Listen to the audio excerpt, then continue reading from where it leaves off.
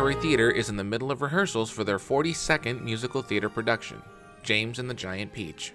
4 years ago, they became the first community theater to produce the junior version of the show in Southern California at the Avo Playhouse in Vista.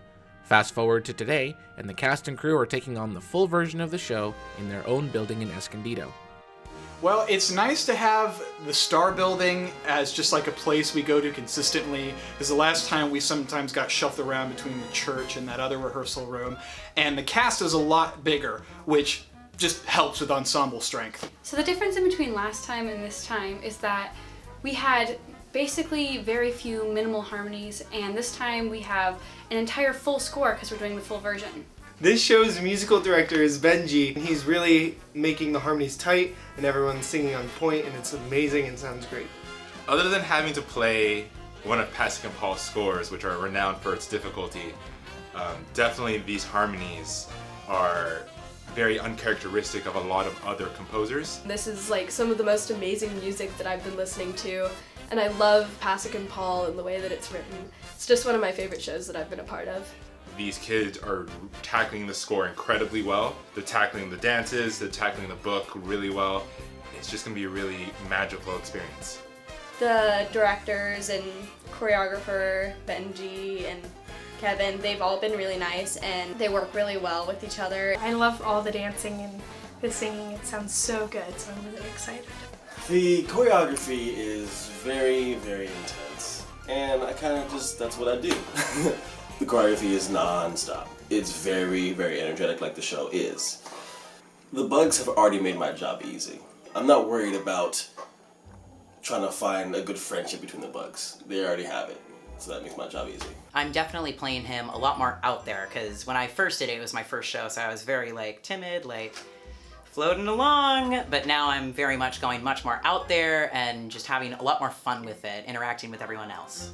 Ladybug is a very wholesome and motherly type of character. She lost her family to humans, and James, she feels, is kind of like her son.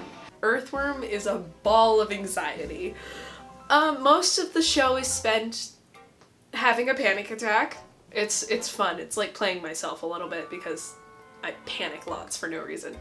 Spider is a very determined, independent person. She goes after what she wants. She's a little bit vain. She's kind of the diva of the show.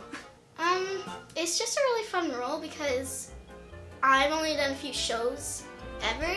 Having a more meaner role is honestly really good for helping your acting, and it's just fun.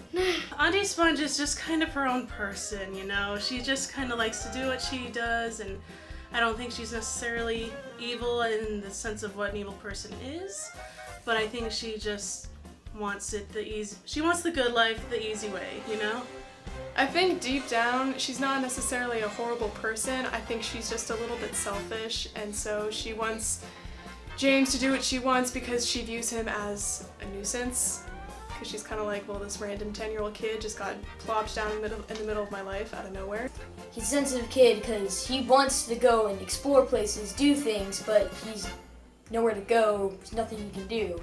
In comes the LADAHLORD, who's basically this eccentric magician, storyteller type character. Basically says, I'm gonna turn your life right side up, and opens the door to this incredible journey that he goes on. It's gonna be very fun. The music is fantastic, and it's just like a fun, family-friendly show that I think everybody should see.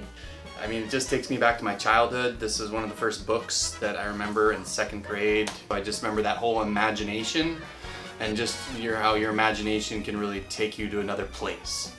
And the kids are amazing. I've worked with a lot of different kids and professional casts, and and they put their heart and soul into it, and it's just a lot of imagination, and it's a lot of fun.